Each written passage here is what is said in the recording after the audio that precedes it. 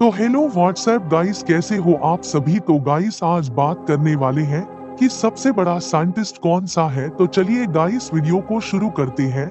हम ये दोनों डायलॉग यहाँ पर क्यों बता रहे हैं? क्योंकि अव्वल तो निकोला टेस्ला की कहानी काफी पेचीदा है, लेकिन इसी वजह से काफी इंटरेस्टिंग भी है।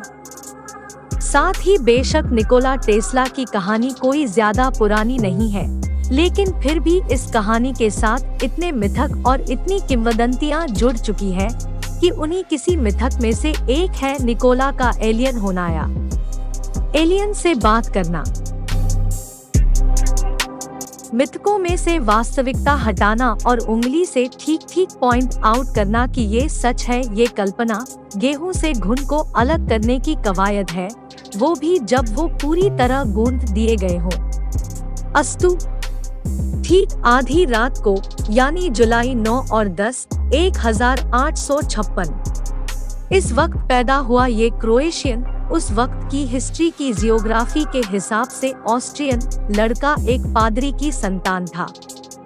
जैसे अपने यूपी बिहार में इंजीनियरिंग और डॉक्टरी की पढ़ाई के अलावा और कोई पढ़ाई नहीं मानी जाती और कोई प्रोफेशन नहीं माना जाता, ठीक वैसे ही उन दिनों टेस्ला के मूल देश में पादरी या सैनिक बनने के अलावा और कोई विकल्प नहीं माना जाता था।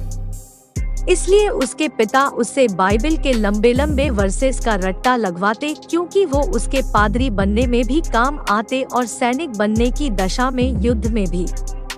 टेस्ला की मां सर्बिया के सबसे पुराने नामी खानदानों में से एक से आती थी। वो धागों से हर तरह की कलाकारी कर लेती थी। कहा जाता है कि वो इतनी दक्ष थी कि पलकों के बालों में 3 गांठें लगा सकती थी। ये बंदा टेस्ला बचपन में नायग्रा फॉल्स के सपने देखा करता था, मगर ये कोई बड़ी बात नहीं थी। बड़ी बात ये थी कि उसने बचपन में ही और सपने में ही नायग्रा के वेग से एक घूमता हुआ पहिया देख लिया था।